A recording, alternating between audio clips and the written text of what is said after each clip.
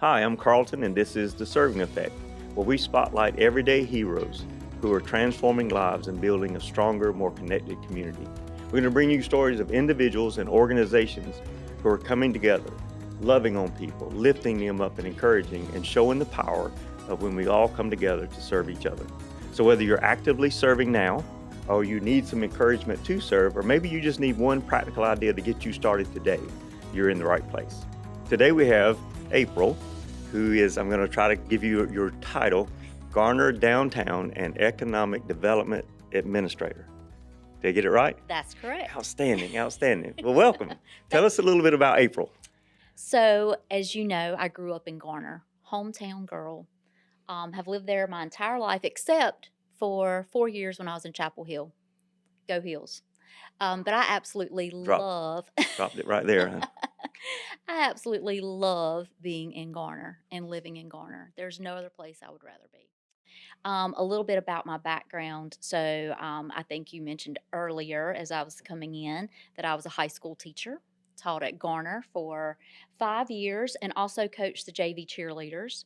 I've also owned my own business actually in Garner. So, it's a great place to own a business, to raise a family. And then after that, I worked at the Garner Chamber. Also worked with a local dentist office, Dr. Mann's office, and now I'm with Downtown Garner, and I get to work and play in downtown every day. Every day. Every And I day. know Garner's got has had for a while a big push to get the downtown area. That hometown feeling is there. A little bit difficult because the railroad comes and you don't have that two-sided street, where you have businesses facing each other where you just walk down and then you cross the street as others. But I know that there's a lot that's going on to bring people downtown with the food trucks, those events and things. So there's a lot more activity down there. I've always seen you as someone who has been a business promoter since I met you. You were at the chamber when I first met you. My mother taught you in school, so she met you much earlier. But being the face, but yet almost everything that I see, someone's trying to raise money for, someone needs support, somebody needs encouragement. You're that other person too. So I get to see the other side, and I know your friends get to see that other side too. With that, but what's some of the things as you were, whether growing up, your parents, or that kind of got you in this excitement for serving others, loving your community? All these things kind of came together to even what you're doing now. But what's some of your story? Well, thank you for mentioning my parents because they were huge in serving the community. At the time, I didn't really see it as volunteering or serving, it was just what they did. My mom, for example, she was always involved in the PTA at school, always leading, always there, the classroom mom going on the field trips with us. And then my dad, I mean, even in his job, he started at the Garner Post Office. So he was serving the community through his work. But he was also very involved with things through church. They were both youth leaders, so I got to hang out with older kids all the time and learn from them. But they just really showed me the value of being a part of your community, being a part of your church, and raising me that way. I can remember my first looking back on it and thinking of serving.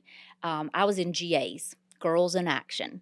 And you always tried to get those little badges That's because right. you wanted to That's have right. those on your sash and you moved up in levels.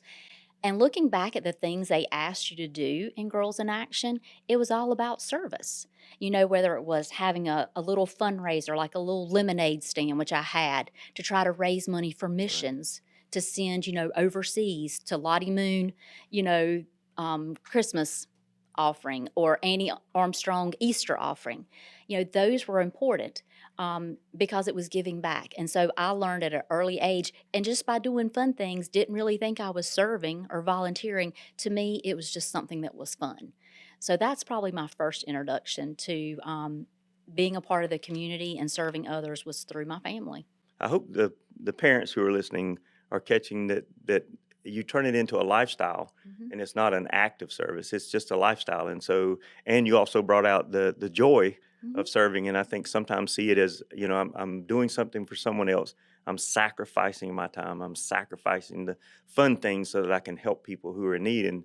And actually, there's an absolute joy Mhm. in doing it, and you find things that are fun to go Exactly. along with it. So it's not always something that's labor Right. intensive. Sometimes it's kind of being there for people. The church does a lot of things, service Mhm. projects and things, and helping people in the community.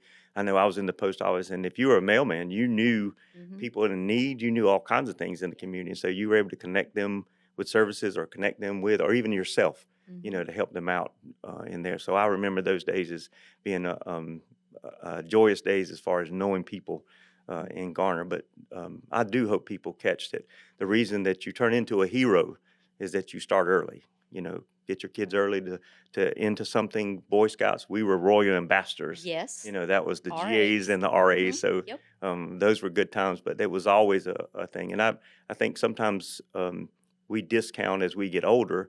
We get into our patterns of living, and then we forget. Sometimes Mhm. people forget that they were involved in all these things and how much fuller their life was, Yep. or maybe they didn't recognize it at the time, but that comes in there. So tell me about this new position. I know that the Garner wants that downtown area to be like Garner. They want it to be the place, not the big box. They want the mom and Yes. pops in there, and there's some really neat stores in there and things going on. So what's some of the things to give us a heads up? Well, thank you for asking about downtown. I actually just got back from vacation and I was in Texas last week and I went to 4 different downtowns. And I can tell you that no downtown is like any other downtown. And you really don't want it to be. You want it to be unique and you want it to be different. But I can remember one downtown that we went to. We actually went to Magnolia, Chip and Joanna Hmm. Gaines in Waco. And they have really transformed that downtown. But on the side of the wall was this saying, and it was, everyone has a story worth telling. Well, So I went back to my downtown businesses. Actually, Monday we had a meeting and I shared that with them. And I was like, what is your story? What is your individual business story that you have to tell? But then collectively, what is our story for Downtown Garner? And one of the words that came out was community. And if you look at the definition of the word garner, it means to gather, which okay, is like community. So I'm thinking, okay, did our founders, when they came up with the name Garner, did they see downtown as a place of gathering? Of course they did. It was right there, like you mentioned, along the railroad tracks. That's how our town grew. Um, so we are still trying to gather and bring community to downtown Garner. And some of the things that we have going on, we've got our concert series that's starting back this summer. So we're really excited to bring that back to downtown. And we're actually using the space behind the rec center. So this will okay, be an outdoor free concert. We are featuring some of our local talent. So the first one is June 20th with the Antique Outlaws. And as you know, Don and Bud are Garner folks. that's right. And when the Antique Outlaws first started talking about volunteers, it was volunteer firemen who started that band. So that right there is bringing joy to the community. Right. So they're going to be our first show. And if country music's not your thing, hold on till August because we've got the Band of Oz coming in Okay. August. So we got some beach music, and then we've got Liquid Pleasure coming in September. So that's more of your Motown R&B. So we have something for everybody. So we're bringing that back to downtown, and then we also have our food truck rodeo coming up in October. We just had one in April, and then we've got another one in October. And be sure and catch us at Christmas time because we're going to have paint on Main and we're going to decorate the downtown. Okay. Recently, we hosted with the Garner Chamber a small business social. That was Thursday in May for Small Business Week. There again, shining a lot on all of our small Right. businesses. And we had 16 people in downtown, and we just took a little tour. And I told stories about all the different buildings downtown, trying to connect our history to what those buildings are today. And we had a great time. So we're going to hopefully continue that in the coming months as well, the second Thursday of each month. Right. I've been surprised. I don't do a lot downtown, but my son now being an employee of Nana's Little Sweets, have to give a little shout out for Yes. for their great sweet stuff in there. Yes. But going down on evenings and on Saturdays, I didn't realize how busy that a Saturday especially is with the people walking downtown, Yes. enjoying. I've also seen new development Mhm. in downtown with some townhouses and things. Yes. So it's very interesting to see how much is going on down there. If you haven't been downtown lately, you need to go downtown and see all that's going on and go and visit the shops because there's unique shops Mhm. in there. Full Bloom's got that beautiful mural on the side, Yep. so everybody needs to see that mural. And Good coffee too. we have a second mural too, on Locks, Naturals, and More. So that's right there at Rand Mill Road. Okay. So we have 2 murals now in Garner, and then I don't know if you saw, but the, Town of Garner managers actually painted the crosswalks. One right there at Full Bloom, and then one down Wow. near the rec center. And our downtown, let's give another shout out, got recognition from North Carolina Main Street and Main Street America for our Outstanding. public art with our crosswalks. So that was Outstanding. cool. Yeah, it is. We're able to serve gets to enjoy the rec center. We get Yep. to go there and Seen you out and there and walking. my father, he goes there. So just really a nice building, a Mhm. nice walking path, Yes. a circle in the back in that grassy area. See people have gone back there to drink coffee and, And and that's there's where the kids concerts will playing. be. That's where the concerts are going to Mhm. be. Yep. So I'll have to drink coffee and watch a concert Exactly. when they're coming in and stuff. There's um, so many things that could be talked about. Bringing it back to you, um, I think the passion for Garner is one of your drivers. I'm so interested in finding out. So many people were teachers in the past. Mhm. We've had several people who began as teachers, but if you were teaching social studies, Yes. and business and some of those areas is actually where you stayed. Right. A lot of us did different. Um, we went into different ways in our work life. We did a lot of different things. Right. For me, especially, went many directions before it ended up where I am. But Right. all of them kind of involved in this joy of people. Mhm. Being around people and you seeing people coming in as a business owner, and then seeing the joy of the people of Garner who go to those businesses, and so this community build, through business. So I think they got the right person, Thank at the you. town to do what you do.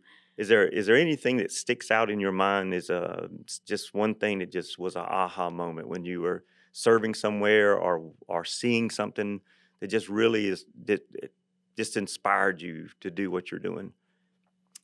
So I think when I think about serving in different places, that I've served, like we mentioned, I was a teacher at Garner. Right. Um, well, I was also a JV cheerleading coach when I was there. That was a service opportunity. And actually, when I got the job at Garner, it was like, well, we need a coach. So, do you want to coach cheerleading or do you want to coach tennis? So it's kind of like you can have this job, but you also need to do this as well.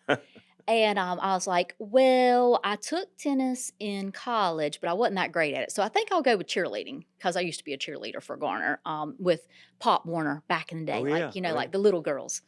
Um, but I tell you, Carlton, like at the time I saw it as okay, in order to get this job, I have to do this part as well. But you don't know how many times it was just so rewarding to be with those girls in the afternoons after a long day because teaching can be long, it can be tedious. Right. Lots of different personalities that you're trying to juggle, and you're trying to find the right way to teach so that you can, reach all those different levels and abilities as far as learning because some kids are better at listening, some kids are better at visual, some kids like to touch. Right. Um, but I guess one of the aha moments was one day I had been like, it had just been a rough day. There had been so many things that had happened that day. And I went out there to cheerleading, really not wanting to go to cheerleading practice because it was just one of those days where you're like, oh man, I just want to go home. But they inspired me. They lifted me up. Hmm. They could always tell, and they'd be like, Coach Wall, because I wasn't married at the time. This was even before I got married that I was teaching. They were like, Coach Wall, you seem kind of down today. What's up with that? And I just told them, that there had been a couple of things that had happened. And then they were all like rallying around me. So that was an aha moment. Like, this might have been tied at first to my job, but I really am doing something that I love and something that is rewarding. And I think when you think about service and volunteering, it's like, okay, where do you start if you want to break it down? I think you have to think about your interest and Okay. your passions. So one of the questions that we have is, if you wanted to Did I jump give ahead some, on you? no, it's a perfect segue into it. Okay. What would if I'm sitting there watching and now I'm beginning to really think about serving, and I have hundreds of ideas going out there. If an April Wood is speaking Hmm. about serving, what would be something practical that would start? I love the beginning with find something you're interested in, because serving it can line up really well. Yeah. I love being with people. That fuels me. So couldn't be anything for me. Serving couldn't be anything where I'm giving something out, or I have to have the interaction and things. But for you, someone like you, Hmm. what would be something today that they could actually start? So, well, first of all, think about your interest. Okay. What are you passionate about? Do you like gardening? Do you like, like you and I both don't mind being in front of people and Right. talking. Right. Are you more of an extrovert? Or are you more of a person that likes to be in the background? Do you like carpentry? Maybe you could build sets for the GPAC Center, or for Right. various shows that Right. are going on. But I think, first of all, look at your interests. What do you enjoy doing? Look at your personality. Um, do you like being in front more? Do you like being behind the scenes? Do you like doing things with your hands? But also think about the group that you want to work with. And by that, I mean, like, do you like working with senior adults or with older people? Do you like working with younger people? Maybe you've got lots of energy and passion and fire and you can hang with the younger kids. But after you look at your interest and you take kind of an interest inventory, then think about, okay, what kind of groups do I really want to work with? Do I want to work, um, you know, with able to serve, for Right. example, which is a whole range of ages Right. and abilities. Right. So I think, first of all, just thinking of those interests, thinking of the age groups that you want to work with, and then look and see what's available. Right. There are so many things in Garner Yep. that you can There's get so many involved with. opportunities that There it would are. be very hard not to fall into anything that you Hmm. could name, where you couldn't come into Garner and serve Yeah. serve others. That's a perfect lining up with your own interests, and not trying to create something. I Yeah. might not like that. Maybe I should try it. But thinking about that, because there's community gardens. If you're a gardener, Hmm. there's all kinds of things with GPAC. There's all kinds of things with other nonprofits that Yeah. always looking for volunteers. And I know that for a fact that everyone I speak to that are in the nonprofit world are always looking for people. Whether you can give a half a day, Hmm. whether you can give a day, or whether you can do events, whether it's Yeah. something on the weekend. I mean, we can all do that, and we all have the same amount of time, the 24 hours. So Hmm. sometimes it's prioritizing, Right. and looking at this as something that I really want to do. So perfect. Perfect. You ended this with exactly where I was wanting it to go, so that we can have something for someone to grab a hold to. So that brings us to the end of another Serving Effect podcast. I hope you will share this story. I know that it moved you. If you'll share it with someone who you can encourage to experience the joy of serving others. And remember, we all have the ability to experience and feel the joy of serving others. I want to take this opportunity to thank Smith Addressing and Machine Service for hosting the location where we do our podcast, The Serving Effect, and to our sponsors, the morning and the midday Rotary Clubs of Garner. We want to thank you for giving us this opportunity to share in this podcast of how people can get involved in their community and make a difference in the lives of others.